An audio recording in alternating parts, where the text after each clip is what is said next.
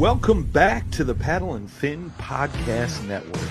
We're brought to you by Pelican, built tough for all situations. Go to pelican.com. YakGadget, for all your fine kayak fishing accessory needs. Go to YakGadget.com. EastPort Marina, on the beautiful shores of Dale Hollow Lake, for all your lodging, kayaking, and fishing needs. Go to eastport.info. Now let's get this show started. Hey guys, it's Takeover Tuesday. Let's do this. Welcome to a special edition of the Rusty Hook Podcast, streaming live on Twitch, Twitter, YouTube, and Facebook. 1 hour of straight talk regarding tournament news, angler profiles, gear reviews, and more. Now let's get our show started by joining with John Rapp, our host. All right, I'm back. Hey, I'm running my podcast tonight from the house, so there may be a little bit of lag, although my Starlink has been upgraded to regular status, so hopefully all of my stream will stay on track. There was a little buffer, but it seems to be doing okay at the moment. Tonight's episode is a recap, an after-action review from what just transpired over the weekend. If you got to watch anything, I went out today for about 4 hours and fished, did about 30 minutes of live video over on the Rusty Hook podcast platform. You can go over and check out that video. It's a little laggy because here in the middle of West Virginia, we don't have the greatest cell service. It's a very rural area. But you'll see what I did. I caught up with the three guys that just recently fished the WVKA tournament a couple of days ago. The top three finishers: Buddy Vance, the winner, of course, Mr. Cold Weather Wintertime Fisherman. Then Brian Bostic from Alderson and Mikey Holcombe up toward Fairmont area. He finished third. And I caught up with those guys over the past day or two, interviewed them, and I've got it recorded for you to watch. So maybe a little difference. You'll see some splices and cuts and stuff in there, but it'll look okay, I hope. But anyway, I want to go ahead and bring on the first interview for you guys, and that would be with Mikey, and let you listen to what he thought and what we discussed at for his performance at Summersville. Hey guys, welcome back. We got our third place finisher from the West Virginia Kayak Anglers, Mikey Holcombe, on board, and we're going to get him to talk about why he is one of the best smallmouth fishermen in West Virginia. Over the past couple of years, you've seen his videos, him and Evan with Think Duo. So smallmouth equals cold water. Let's talk about cold water. Let's find out why Mikey is so successful, and let's get him on the show. So, Mikey, welcome to the Rusty Hook, baby. Glad to have you. Want to hear from you.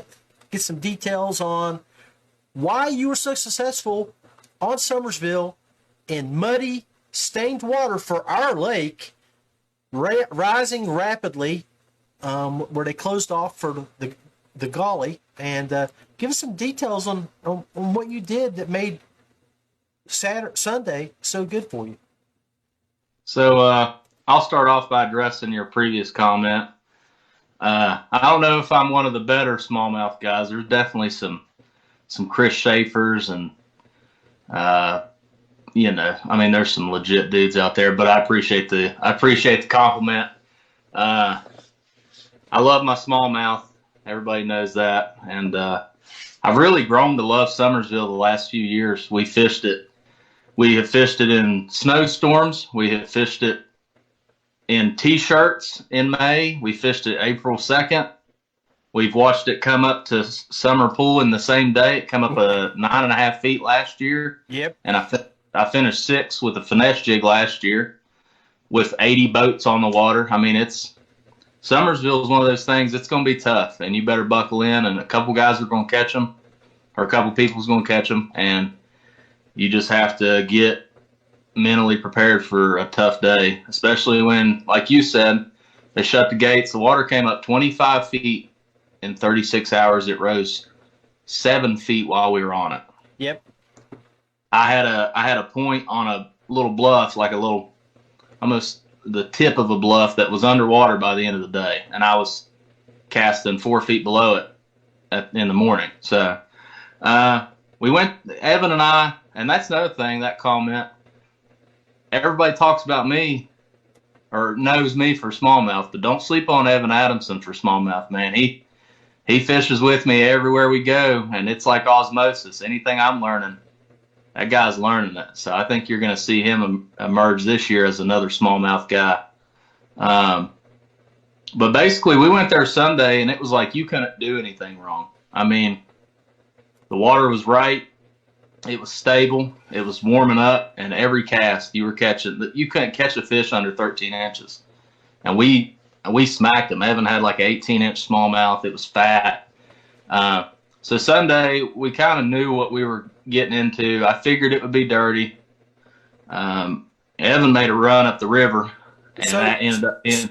So those fish you're talking about, those were the ones you caught on Friday or during the week during practice? Those Sunday. So, yeah. Okay. So that was during the tournament.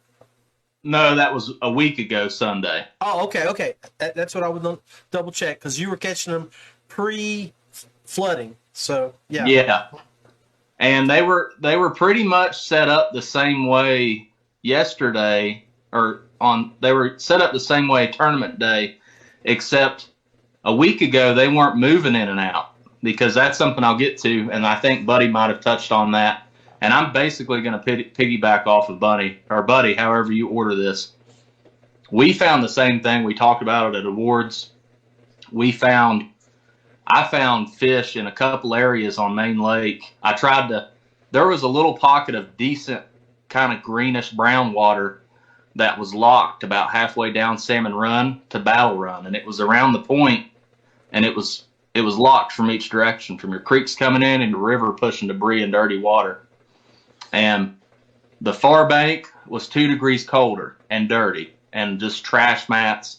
And I cranked a mile section with a crankbait and could not get bit. And I was like, something's wrong.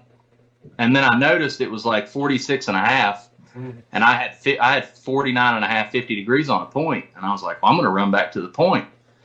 So I ran back to the point, caught a 16. Went around the point, hit a little spot. Caught like an 11.75, caught 2 walleye. They were schooled. I found a school of walleye on LiveScope, thought I hit the jackpot until I caught 2 of them, and then I was like, I'm done. Daggone it. I cycled back to that same spot, same cast that I caught my 16, and I caught a 14.75. So I caught a 14.75, moved on, let them reset. Same thing, went around the other side of the point, caught a 13.75, came back 30 minutes later, looked around, nobody's on that spot. People are Ned rigging slow on, rock piles and rock veins, and I cast up there, same thing. Catch a 15 on the same spot. And I'm like, and I noticed, so I couldn't use LiveScope to catch them, but I could see how they were setting up. And the fish were in 10 to 13 feet of water, and they were all suspended around that 8 or 9 foot mark above the boulders. And I think what me and Buddy were talking about is I think those fish were pushing up as the water would come up, or as it was coming up, they'd cycle up. And then if you look on a Google Earth image of where I was when they have it drawn down to maintenance level, it drops and it flattens out in 35 feet. And I think that they were pushing up off the flat and they were moving up. And then I think it was just an hourly thing or hour and a half. I don't know, but they were cycling into deeper water. They'd pull up for 20 or 30 minutes and you'd have to time it right. And then they'd push off. So what was your technique you were using? Were you throwing crankbaits as well, or was you throwing Ned rigs? Junk fishing. I mean, finesse jig, crankbait. I was throwing a jerkbait for a little bit. I think more than anything was the targeting that specific depth. that 8 to 12. I mean, we're writing that recap piece, and I mean, you talk to 4 out of the top 5, and they're going to tell you the same thing. So let's talk about that. Let's let everybody know what you're doing now and who you're with, and what you and Evan are doing with that group. Yeah. So I was approached by Chase Sansom. Anybody that knows fishing in West Virginia knows Chase. Good dude. He reached out to us, and he wanted me to write some recap pieces for our kayak fishing tournaments in West Virginia for all 3 clubs. He said, if you know anybody else that would be willing, let me know. And I was like, Evan likes to write, so of course I'm going to get him on, on that. So now he and I we're going to be doing recaps for every event to bring, to spotlight our anglers we have in West Virginia, our great sponsors, and we're going to be doing that every tournament. So be prepared for, you finish in the top, basically you place, and we're going to be reaching out to you, get a little recap on what you did, what the conditions were, and between he and I, we should both be at each tournament this year. So we're making a run at all 3 clubs. We're going to see what we can do. Nice. So we'll be there, and awesome. we're going to try and pump those out by probably Tuesday of each week following the tournaments. So definitely be looking for that. Give them a share. They help us a lot. Highlighting kayak fishing. So we should do the same on their page on Dock Talk. So definitely. Yeah. But yeah, man, it was tough. It was a tough bite. Don't get me wrong. There was definitely a point where I had 3 fish, I think, and I had lost 2 fish right at the boat. And you just have to stay positive. You can't let that get to you. But there was definitely that turning point where it could have went bad, where I started getting negative. I lost 2 good fish, like 14 or 15s, which are big fish for Summersville this time of year. Those are killer. And I had 3 fish, and it might have been like 11. And in your mind, you're like, man, am I going to get 2 more bites the rest of the day? I mean, nothing's guaranteed. And Evan called. I think I caught an 11 set. I caught like a smaller fish, like it was an 8-inch minimum. And Evan called, and he's like, how you doing, man? I was like, I got 4. And while I was on the phone with him, I caught my 5th. And he was like, heck yeah. And I went on to cold 2 or 3 times throughout the day. And that was the turning point, though, for sure. I mean, you just got to stay positive, because it was starting to look grim there for a little bit. I was starting to get down on myself, especially after the way we caught him Sunday, the week prior. Right, right. I was pretty disappointed. So. Yeah, I was going to say, because, if you follow bass predictions and stuff, yesterday's peak moon time for fishing, the green light, the major feed time, was from 10 to noon. So I figure a lot of damage might have been done during that time. Most of the activity was by moon phase. Is what they were predicting then. So that sounds like you busted 1 or 2 there to get you your 5 fish in. So. And it was cold. I mean, you were out there. It was. Oh yeah. It was really cold. Like, it was 35, but you had a good north wind, and it was tough, man. It was definitely one of those tournaments you want to be dressed comfortable, because that's going to play mentally. Well, I mean, it was only 45 degrees when we got off the water. I got off the water at 2:00 because I went down to Jody at Golly Bridge on the river, and it was tough, man. It was really tough. Yeah. I will say, though, I will point out that I feel like there were some good fish. Like, if you look and you scroll through Tourney X and look at like each person's largest, I feel like there were some really good numbers put out compared to years past, given the conditions. Yeah. You know what I mean? The high scores, I mean, you guys beat last year's winner. Yeah. I think the top 4. So when you look, though, I mean, there was a fair amount of, 16s and 17s caught, and that's not a typical Summersville thing. I mean.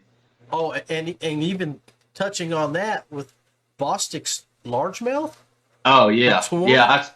I mean, that's like finding a needle in a haystack on Summersville. I mean, so yeah, I showed that to a boat fisherman friend of mine that has fished Summersville religiously his entire life, and he said that's one of the biggest largemouth he's seen come out of Summersville in a long time. I tell you, I give the DNR and the Corps of Engineers a lot of credit for the last 5-6 years where they've been creating all the structure around the lake, which specifically the largemouth we're going to use. You know, our smallmouth will stay in the rocks. They love rocks, but that's really helping the largemouth population. So I just think Summersville is always going to be one of our early season tournaments, and you just have to learn that place because you know you're going to be there. You know it's probably going to be tough. It's going to be weird It's never perfect conditions on Summersville. It's just not. It's not. And that's what I'm trying to overcome is, once we hit the rivers, I'll be coasting. I'll do all right. But it's those April tournaments, man, they'll make or break your season as far as AOY goes and getting a good momentum push. Yeah, if you can finish good on the first two, you got one throwaway. So yeah, exactly. And April in West Virginia is very tough. So I feel very blessed that I did well, and I hope I'm able to. I hope I'm able to carry that momentum over into Sutton Lake on the 15th with Southern West Virginia. So tell me something. Talk to me about how did you get to learning about cold water fishing? When did you start learning your techniques there? So probably as far as really getting into it, you don't want to overthink things too much, but there's definitely a scientific side to it. And even when I got home last night, me and Evan sat down on maps and we looked at why my fish and Buddy's fish, and at least mine and Buddy's fish, why they were where they were. And they were south-facing points. It's springtime. They had flats immediately available to them to push off on a flat in 20 feet of water, push up. I think that plays a big part in it, is looking at the scientific side of it. I'm blessed to be able to. I have good working relationships with some of our DNR biologists in West Virginia, like Brandon Keplinger. He does a lot for the state out in his district, out towards the South Branch. I pick his brain. Like crazy about like the scientific habits of smallmouth. And if you can translate river winter fishing to Summersville, you're going to be fine. Definitely. So, and for a fun day of fishing, where would you go? Right now? Anytime. If you were going to go just out for a fun day of fishing, where would Mikey go? In West Virginia, I'd go to the New or the South Branch. In Pennsylvania, I'm going to Susquehanna. Okay, I got you. If it's June and you tell me I've got a 4-day weekend, I'm going to go sleep in my truck at the ramp for 3 days at the Susquehanna, and I'm going to catch. And Evan and I both, or whoever goes, we're going to catch 90 or 95 inches of smallmouth. That place that's another place that you'll learn a lot about smallmouth is the Susquehanna. I hear you. But yeah. Your favorite kayak angler, the one you look up to the most? Oh man, that's tough. So honestly, he's a casting teammate of mine. But I got two. I got one, probably Jordan Marshall, old mullet man in Tennessee. Dude's a stick anywhere he goes. Smallmouth, largemouth spots, it don't matter. Rivers, lakes. He's consistent. He's a blue-collar guy that makes the most of all the vacation he has. He's not a professional traveling angler, and he fishes 40 tournaments a year. He's already made $10,000 this year. That's right. So as far as a guy I look up to and I could see myself modeling the way I fish after, it'd have to be him. Russ Snyder's is a force to be reckoned with, and how anybody could sleep on him in the whole country would be beyond me. He's, as far as consistency anywhere goes, Russ Snyder's he's tough to beat anywhere. Yep. Pretty much April through October, you pick a weekend, you can pretty well fish whenever you want. But hey, thanks to wife for helping us with our technical difficulties. And be blessed. And I hope that your Amazon Prime bill isn't too high by the time you get your phone back. You just have packages arriving. All right. Thank you, John. I appreciate you having me on, buddy. Thank you, buddy. You have a great day. All right. So that was our boy Mikey Holcombe from up in the northern part of the state. Had a very successful weekend down here. So stand by, and we will be right back. All right, that was a really good live interview that I took earlier today, a pre-recorded interview, not live. So let's go to a quick break, and we'll be right back. Feelfree Kayaks. Paddle, pedal, or power. There's something for everyone. DuBro Fishing. Manufactured and designed marine products, American-made plastics, and fishing gear. Westbrook Supply Co. Atlanta's best kayak company for all your paddling and fishing needs. YakGadget. American-made kayak fishing accessories and gear. Ace Adventure Resort, West Virginia's #1 outdoor destination. Whitewater, ziplining, water.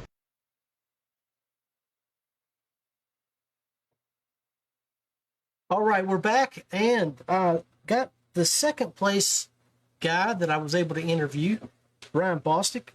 Brian is not a camera person, but being the friendly type guy is, and we go back a little while, I believe I might be lucky enough to say that I might been the first guy to interview him on camera.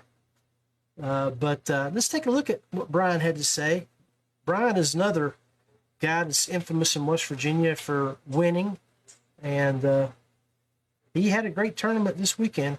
And anybody that can pull a 20.25-inch largemouth out of Summersville has had a great day. So let's take a look. Yeah, man, it looks real good. So I just want to, just talk to you here for a second, because I have to pick your brain. I want to know how in the hell you become such a great fisherman. So, because I've known you now for about 8 years. The first time I ever met you was on the Greenbrier River, back when we had like 90 fishermen, and you smacked my ass then, took my money, and then you took my money again day before yesterday. So I just want to know when you started fishing and why you're so good at it. Oh, well, I don't know, man. I started fishing a long time ago on the creek banks, and just became a passion of mine. And I don't know, man. I entered that first tournament, and I really kicked butt. But I tell you, I'm always on the water. So if you're not fishing, you're not going to catch them. Well, that's why I wanted to call you now and talk to you for a minute. I know you don't like to do interviews, so we're not doing an interview or nothing. We're just talking. But I'm getting ready to go out. Now that we got some beautiful weather, I'm going out of Summersville Lake here in just a few minutes. And really see if I can catch fish, since I went to the Jody hole the other day and didn't do very well. So I guess from what I was reading on the post and stuff, there, Mikey and him were talking. I was talking to Mikey Holcombe. I guess you only had one fish until an hour before the event ended. Yeah, probably 1:30. I had a 16-incher I caught about 9 o'clock, and then I caught a red eye after that, which I probably should have took a picture of it, but I just wrote it back. And then I about gave up. I went back to the dock, and I had a flatworm tied on for a drop shot, and I broke the whole end. I tie a palmer knot, so I broke the whole end of it off, and I was just straight a flatworm weightless with a swivel above it, and caught a largemouth. Oh, so that's how you got that big largemouth, man. No, that was a small largemouth right at the boat dock. Oh, okay. And then and it was cold, and there's a guy there fishing, and I was like, well, heck with it, man. I went across the lake and then kind of headed towards the marina, and there's a big creek coming down. It looked like a real good spot. And I was trying to crankbait, and man, right to the boat, boom, caught a 13 3/4. Oh, And I was like, you know, so you fished over, you were able to get down into the marina area and fish? no, well, I'm saying towards, like, I took a right going out towards Salmon Run. If you go out Salmon Run, I just took a right and then went straight across the lake. Okay, I got you. Okay. But yeah, and then caught that 13 3/4. Took a picture. I was like, man, I need two more fish. So next cast, boom, another 13 3/4. And I think it was like 2 o'clock. Wow. And I needed one more fish, man, you know, just to get a limit.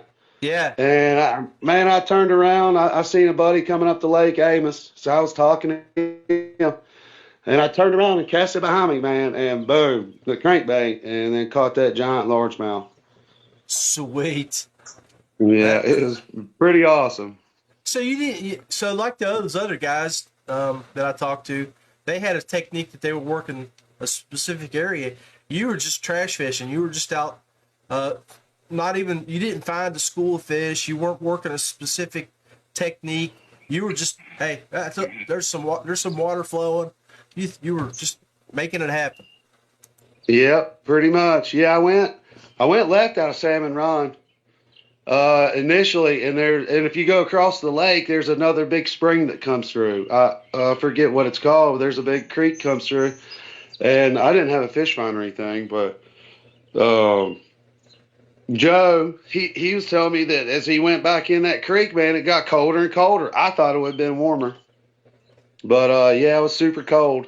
That must be Homney Creek back there. That's Homney Creek back there. I think it was. Yeah. So it was only like 42 degrees back there is what they said. 42, 44, whatever it was. Wow. And so I was like, man, this is, you know, I got to get out of here. And like I said, I was cold, and I was about ready to go to the house. And like I said, I went back to the boat dock and ended up catching that little largemouth, man. And that kind of started it. Hey, I do when I ask some of my buddies out there, and I do like what they call an angler profile series. I mean, who do you look up to as a fisherman, Bryan? I mean, somebody might ask you that. And I mean, I don't know, John. I mean, I enjoy Brandon Palnick. I mean, I just like his videos. Yeah. And he loves catching smallmouth. That's somebody I look up to.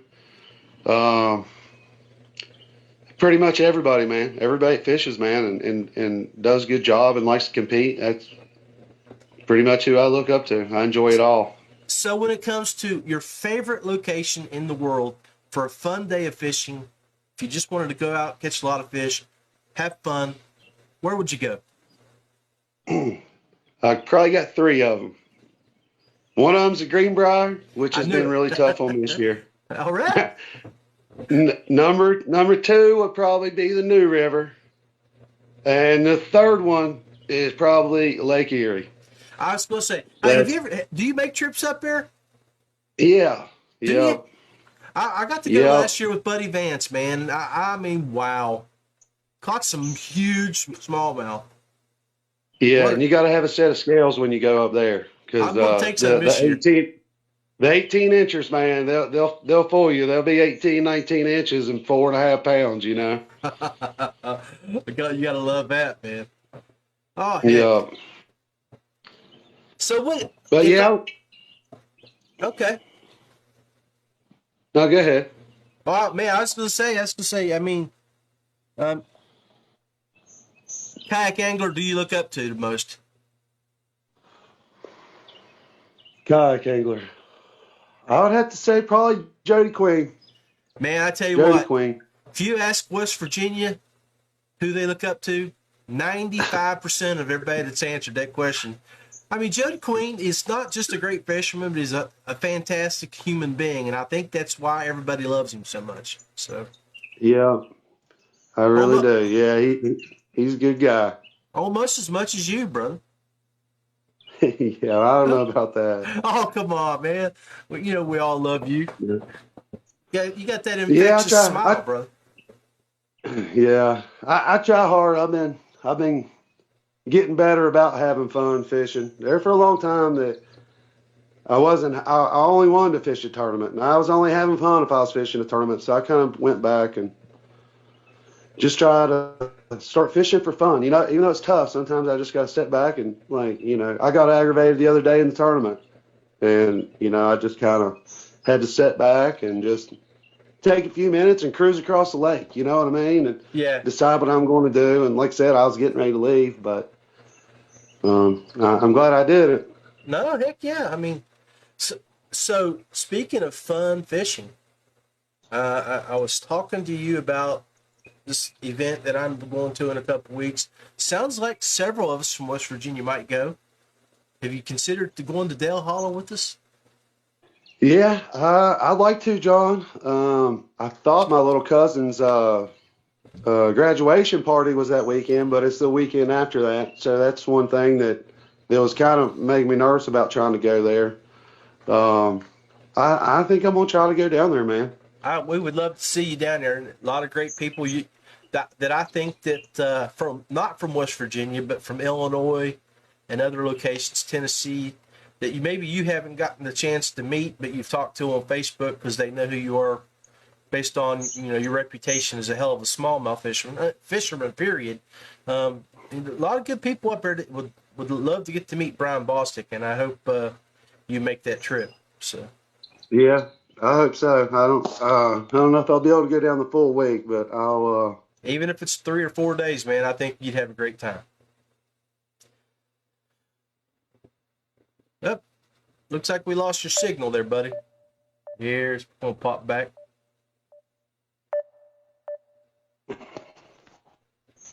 All right. Now you good? Hey, man, I appreciate you talking to me, and maybe next time we can do a live video and make you feel a little bit more comfortable on camera. Okay. Yeah, I don't do good on camera, but this was nice. I'm glad you called. I think it's really good. All right, brother. Well, I appreciate you. Yeah. All right, John. You don't work too hard today. I'm gonna try not to. You going to Summersville? I'm leaving out of here in about 2 minutes after I click hang up here. I got you. All right, man. Well, have a good time. All right, man. I'll see you soon. All right. Good luck, John. All right. Bye-bye. All right. See you, buddy. Hey. All right. I appreciate you hanging out with me, Bryan. That was a fun interview. Enjoyed talking to you. And Moo Maw is going to happen, brother. We're going to do that. So just keep me up to date when you're going to roll. And if you give me a little bit of notice, I'll be down in Alderson meeting you for a biscuit, and then we'll roll that way. So, hey, let's do an angler profile before we bring on this weekend's champ to get his insight. And the person involved with this angler profile might look familiar to him and to WVKA members. She's been tearing it up the last couple of years too.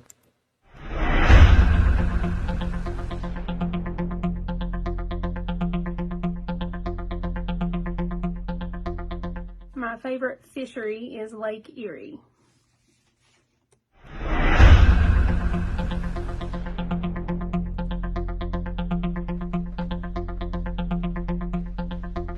My favorite fishing technique is finesse fishing.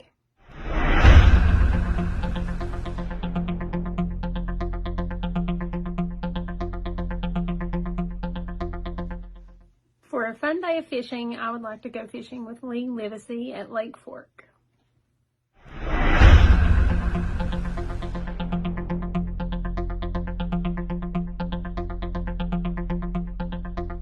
My least favorite fishing technique would have to be power fishing.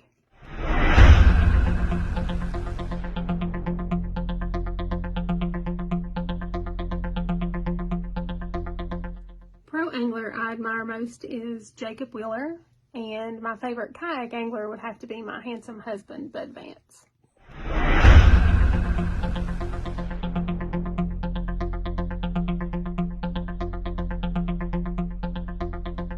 I've only been fishing a few years, so I'm still learning.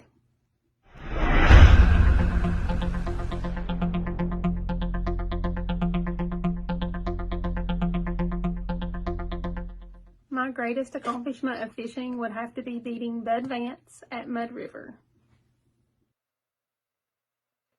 Thank you, Brady Vance, for being a good sport and let me throw up your angler profile.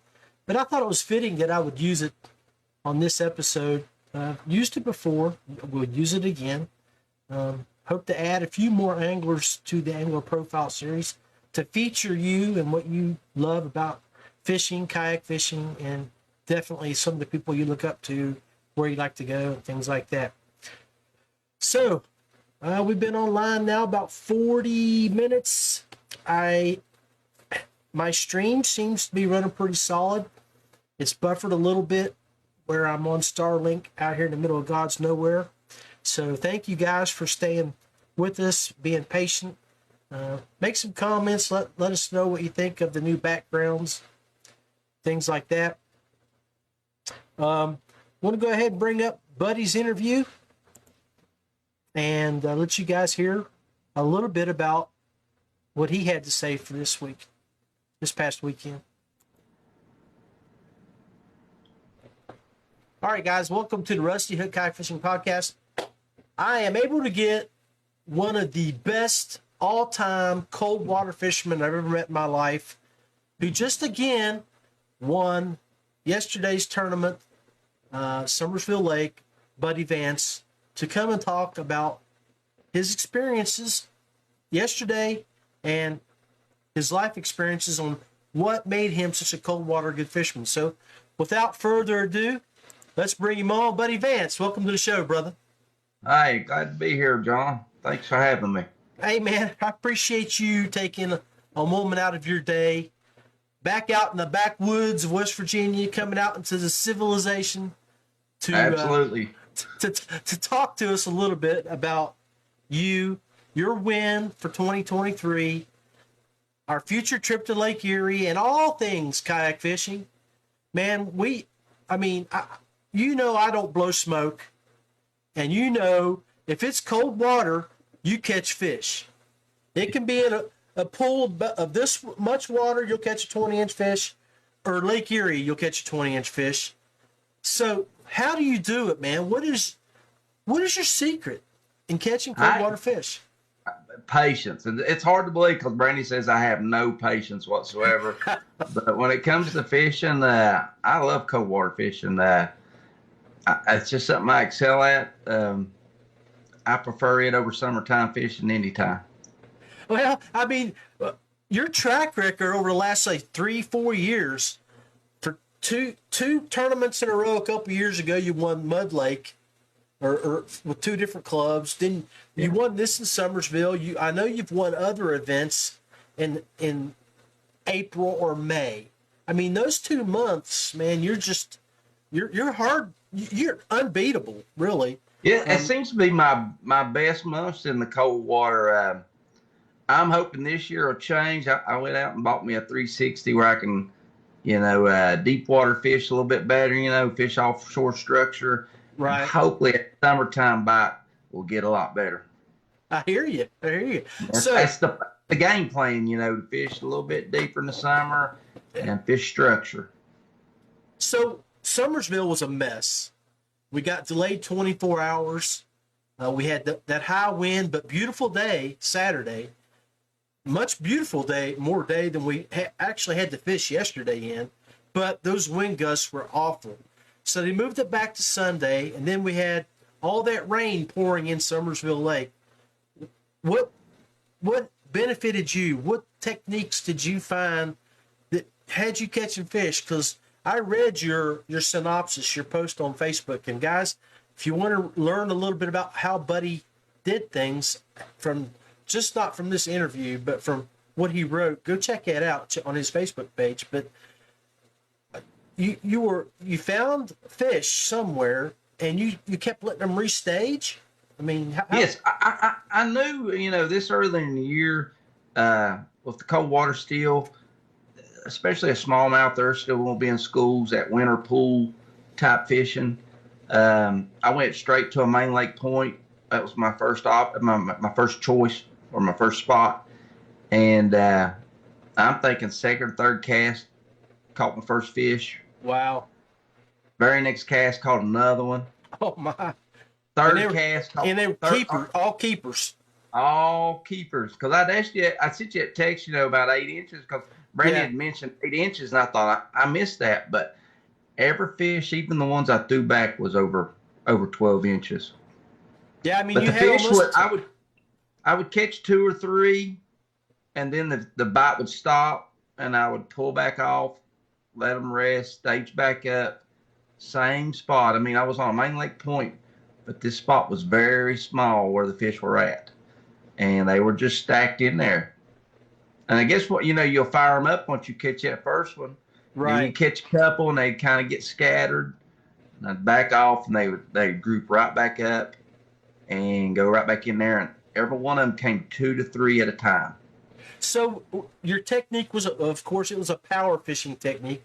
I think you said something about you were throwing a crankbait. What was the type of crankbait, and what was your depth level? I was using a D10-8 by Rapala in the Demon color, and then I lost 2 of them. So I went to a Strike King 1.5, a deep diver, which is still in that 9-10 foot range, and it was in a crawl color too. Tell us about your setup. I mean, what do you have, like a special rod, reel, line type of combo that you use when you do that type of fishing? Of course, yeah, Shimano DC on a St. Croix glass rod. I mean, I definitely think a glass rod is the only way to go when crankbait fishing. I ended up boating 15 of them, and I only lost just a couple. So, I mean, if you fish with a crankbait, people lose a lot of fish on them, but that glass rod keeps that fish pinned, and I think it's the only way to go. It was in a medium action, and I was using 10-pound test because I actually, wanted to get that maximum depth out of that crankbait. Is that a Mojo glass? Yes. Oh, man. I donated one of those to somebody in Gunnersville. I love them. That hurt me so bad. But I got a couple of fat jackies. Jack Gillespie made me a couple to replace it, so I got those yesterday from Jack. So yeah. Definitely the key to it was, that crankbait had to be hitting structure, which I was fishing. Most of it was chunk rock with some small rock, and you could feel it, as you bounce it off the bottom, and you just let off and pause, and then fish, you just feel the weight of the fish. So what was your big, was a 16 or 17? 16 and a quarter. Okay. I mean, you almost had an 80-inch average, so you were catching 15s and 16s all day. That's pretty I still sweet. had 45 minutes. I had 45 minutes left when I boated that last one at 16 and a quarter, and lost that crankbait, and had 45 minutes left, and I was out in that depth range, and I pretty much gave up. I didn't start till 8:30 at Sunday morning. Yeah, we drove up. We drove up and got a late start, and I was wondering, this is going to be a tough day. But I'll tell you what else was key, John, was definitely the motor guide, the anchor lock. With the wind, I could set right where I wanted to set and just make repeated casts. No one really talked about that. How bad did y'all have wind out on the lake yesterday? I think it was around 10 to 11 mile an hour. Okay. Steady or gusty or? It's pretty steady. Okay. Yeah, it's pretty steady. And like I said, just put it on anchor lock and stood and fished all day. Yeah. Oh, hell. It makes life a lot easier. Hey, guys, I have some video of Buddy on some of my past episodes here when we were up at Lake Erie in May, when he was doing some of his the best bed fisherman I've ever met in my life. But you'll see me zooming up on him, and he's just a wham and slapping that big old 20-inch fish in, and he's like, and then he sent me some pictures that he had. He had one of those big scopes at the time, and Buddy had that scope. Tell him how you were using that scope up there to find some of them big fish. Yeah, I was using a flogger, which I really bought it for Erie and Summersville, and to find them deeper beds. And then, it works great too. Especially when the water's really clear and you can see, 15 to 20 foot down, you can see that fish on the bed. I call it the poor man live scope, but it does work. Well, the poor man upgraded to the rich man version for this trip this May, didn't he? Yeah. Oh yes. Yeah. I mean, I'm really looking forward to.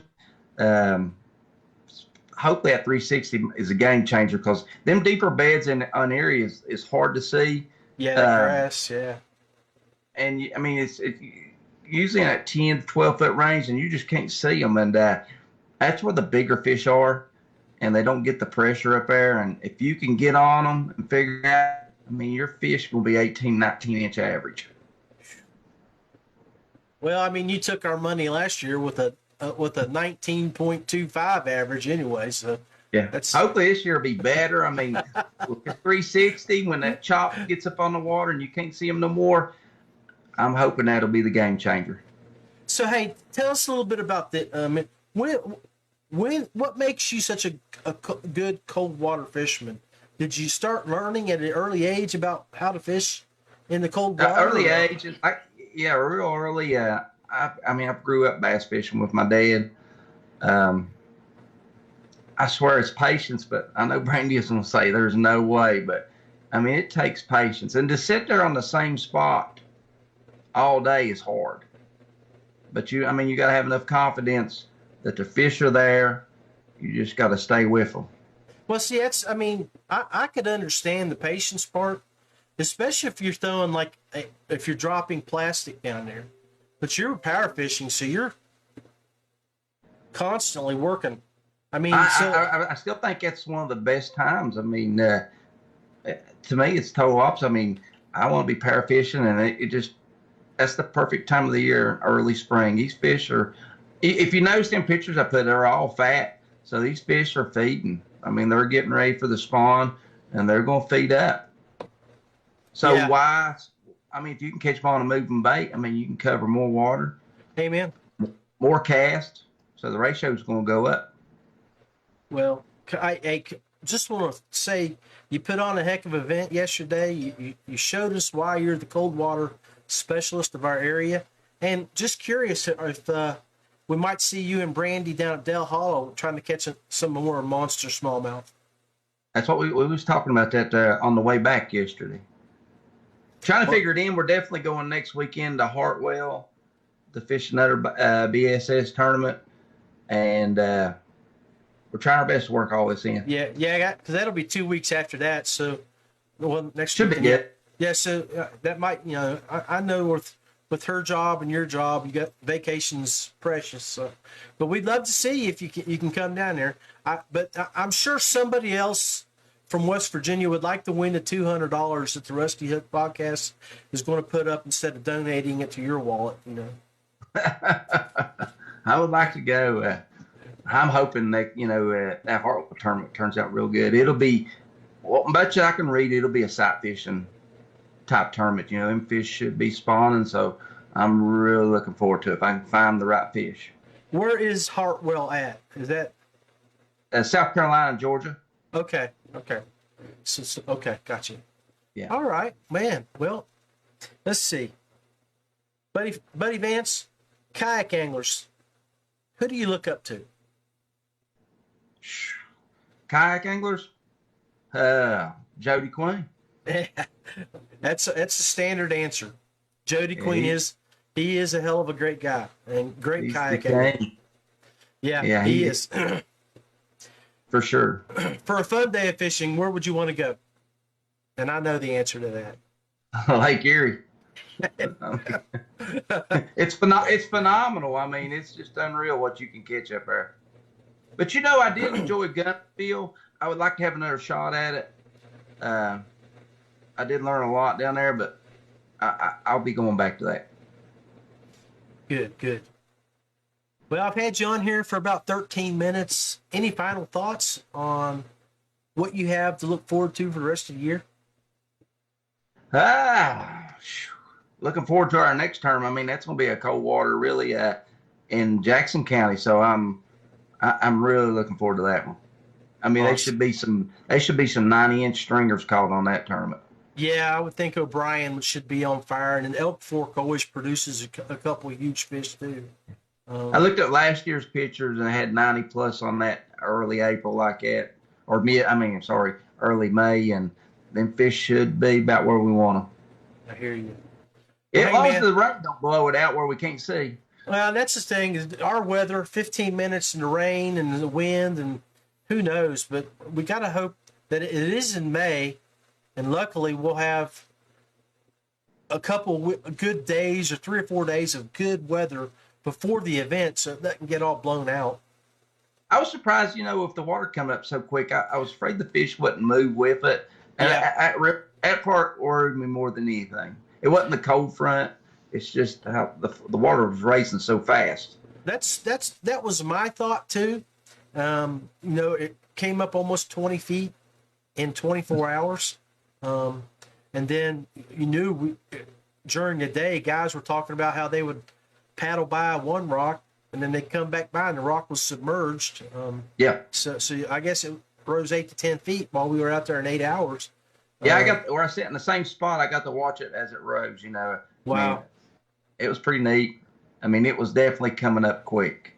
Well, I realized that my tactical error when I went down the Jody Hole on the Gauley River and the little parking area down there underneath the Beach Glen Bridge was completely submerged. I was parking in that much water all the way up against the bank, and I'm like, oh, and it was muddy. I mean, so I'm like, well, I'm here. I got to fish. I'm going to fish. And didn't get a bite, but it's like someone said, did you not look at the Belva gauge? And I'm like, I didn't even think about it. I thought, hey, they're holding back water to the lake. That's all that water from the Gauley River that's being held back. But still, it was flooded. I can only imagine how much water we got from that rain. We got quite a bit, and yeah. Which I enjoyed the wind though. I mean, it was perfect for me. I mean, I like the wind. Yeah. I mean, it can be aggravating, but if you're going to throw a moving bait, it does help it. Get a little chop on the water, the fish seem to feed better, and like I said, the anchor lock's the key. I hear you. Same way when you go to Erie too. I mean that was game changing. We did have a little wind last year on a couple of days while we were up there. It was pretty nice. The fish are easier to catch up there. I promise you. When it's calm and glass, it gets very difficult because the water's so clear. It gets challenging. Well, I tell you, man, I'm looking forward to that trip. I can't wait to when we get our boss man to get us the dates and times so we can make our plans, baby. Oh, we'll get up there and wear them out again. I can't wait. Hey, Buddy Vance, thank you, man. You're the total package. Hey, thank you, Don. All right. Thank you. All right, guys, that was the Buddy Vance, the total package. Stand by. We'll come back here again with some angler profiles, and see you in a minute. Feelfree Kayaks. Paddle, pedal, or power. There's something for everyone. DuBro Fishing. Manufactured and designed marine products, American-made plastics, and fishing gear. Westbrook Supply Co. Atlanta's best kayak company for all your paddling and fishing needs. YakGadget. American-made kayak fishing accessories and gear. Ace Adventure Resort, West Virginia's #1 outdoor destination. Whitewater, ziplining, water.